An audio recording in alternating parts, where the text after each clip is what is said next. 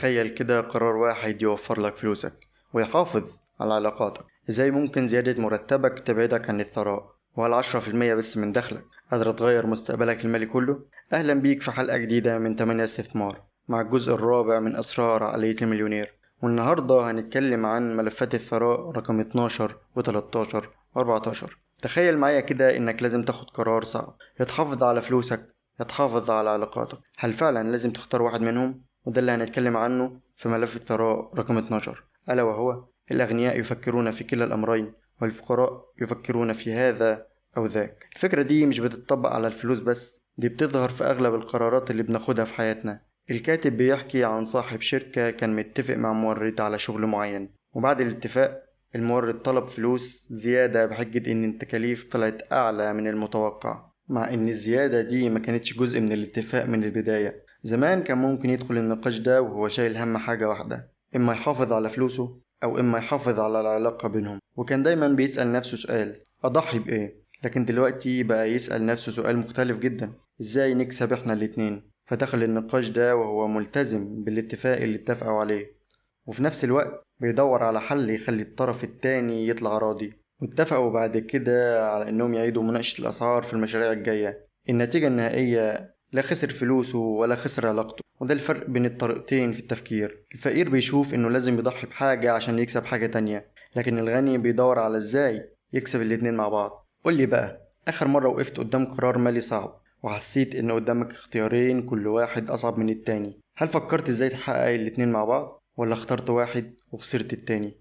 وبعدين كلنا بنفرح لما دخلنا بيزيد، بس السؤال الأهم: هل ثروتك زادت فعلا؟ وده اللي هنفهم أكتر عنه في الملف رقم 13، ألا وهو الأغنياء يركزون على صافي الثروة والفقراء يركزون على دخلهم الوظيفي فقط. والكاتب هنا بيحكي عن واحدة عمرها 23 سنة اشترت بيت ب300 ألف دولار. القرار ده كان بداية حاجة محدش يتخيلها. بعد 7 سنين أسعار العقارات ارتفعت بشكل جنوني، وباعت البيت ب600 ألف دولار، يعني ربحت 300 ألف دولار صافي فوق راس مالها. كان قدامها طريق واحد كل الناس بتمشي فيه: تاخد الفلوس دي وتشتري بيت جديد أكبر وأفخم. هي ما مشيتش في الطريق ده، استثمرت 300 ألف دولار بفايدة 10% سنويا. وهي بصت للموضوع من زاوية مختلفة، قالت لنفسها: أنا لو استثمرت 300 ألف دولار بعائد 10% سنويا، ونفس الوقت بدل ما اشتري بيت أكبر أروح أعيش مع أختي في بيتها. وقالت: أنا ممكن أوصل للحرية المالية بشكل أسرع، ومش هحتاج أرجع أشتغل تاني عشان أغطي مصاريف بيت أغلى.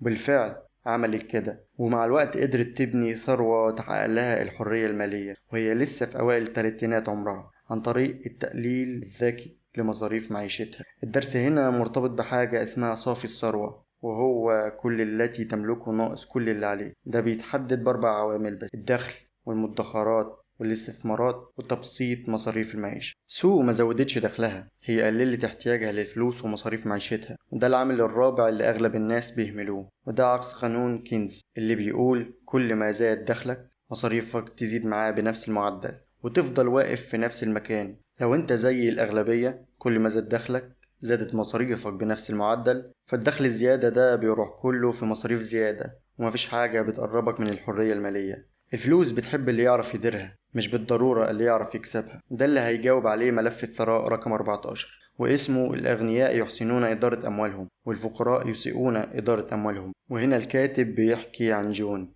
اللي كان بيكره إنه يدير فلوسه، كان بيتعامل مع إدارة فلوسه إنه بيهرب منها وما يحبش حتى يفكر فيها. الصراع هنا بدأ لما قرر يغير ده، وبدل ما يستنى لحد ما يبقى معاه فلوس كتير عشان يبدأ يديرها، فتح حساب سماه الحرية المالية ووضع فيه 10% بس من دخله فلوس ما يصرفهاش أبدا غير للاستثمار. بعد شهور لاحظ التحول الكبير، وبقى عايز وحابب يتابع نمو فلوسه بحماس. النتيجة إن صافي ثروته نما من صفر لأكتر من 300 ألف دولار. الدرس واضح: مش هتنتظر لحد ما يبقى معاك فلوس كتير عشان تبدأ تديرها، لكن لما تبدأ تدير القليل هيبقى معاك فلوس كتير عشان تديرها. الخطوة اللي عملها ممكن تعملها انت كمان دلوقتي. انت كمان ممكن تعمل زيه وتتحرك بخطوات ثابتة ناحية الحرية المالية. بيج بوتنشال رفض يختار بين فلوسه وعلاقته، وسو رفضت تكبر مصاريفها، وجون رفض يستنى. والتلاتة عندهم حاجة واحدة مشتركة: رفضوا الطريق اللي كل الناس ماشية فيه. اتعلم دايما تسأل نفسك السؤال الصح: ازاي احقق الخيارين مع بعض؟ لو صاحب عمل وعندك دخل كويس بس مصاريفك بتزيد بنفس معدل سرعة دخلك؟ فكر في القرار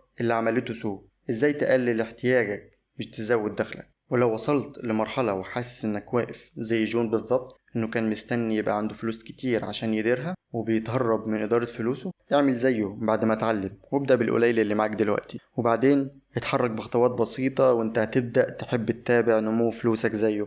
ولو انت بتفكر ازاي تختار بين اختيارين بدل ما تفكر ازاي تختار حل واحد، دور على حل يحققهم الاتنين مع بعض زي بيك بوتنشال. وخلينا نتكلم عن ملخص القرارات اللي في حلقة النهاردة. أفعال خاصة بعقلية المليونير. تدرب على أن تفكر وتبتكر طرقا لتنال كلا الأمرين، ومتى وضعت أمامك الخيارات اسأل نفسك كيف يمكن أن أنال الأمرين معا. لابد أن تدرك أن دورة المال تضيف إلى حياة كل فرد، وكلما أنفقت مالا قل لنفسك إن هذا المال سوف ينتقل بين مئات الأشخاص وسوف يغلب قيمة لكل منهم. فكر في نفسك على أنك نموذج يحتذى به من الآخرين، وأظهر أنك تستطيع أن تكون طيبا وسخيا وغنيا. ومش بس كده، ركز على العوامل الأربعة الخاصة بصافي الثروة: زيادة دخلك، زيادة مدخراتك، زيادة استثماراتك، وتقليل مصروفات معيشتك عن طرق تبسيط أسلوب حياتك. قم بكتابة إقرار عن صافي ثروتك. لكي تفعل هذا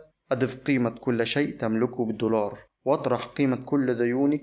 التزم بتتبع هذا الإقرار وتعديله 4 مرات سنويا، فإما تركز عليه سوف يزداد. إن أفضل طريقة للعثور على مخطط مالي كفء هي أن تسأل أصدقائك أو أن يرشحوا لك واحدا. وكمان تقدر تعمل اللي جاي: أن تنشئ حسابا لحريتك المالية بأحد البنوك. ضع 10% من دخلك بعد خصم الضرائب داخل ذلك الحساب. هذه الأموال لا يجب أن تنفق أبدا، وإنما تستثمر فقط من أجل إنتاج دخل سلبي لتقاعدك. ضع وعاء للحرية المالية داخل منزلك وضع به بعض المال كل يوم. قد تضع $10 أو 5 أو دولار واحد أو سنتا واحدا، وأكرر سوف يساعدك هذا على حريتك المالية. وحيثما وجد التركيز ظهرت النتائج.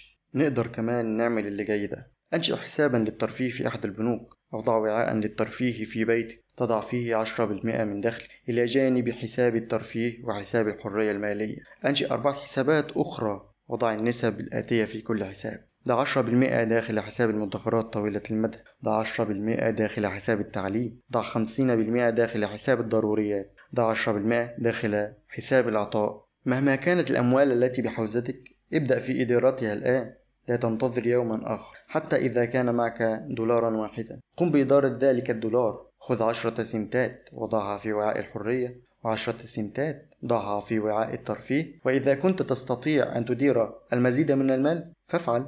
وفي الأخير ال3 قصص اللي فاتوا دولت بيثبتوا أن الحرية المالية مش بتبدأ لما يبقى معاك فلوس، لأ، بتبدأ لما تغير طريقة تفكيرك. وما تنساش فولو لايك عشان ما يفوتكش الحلقات الجاية من 8 استثمار كل يوم خميس الساعة 8.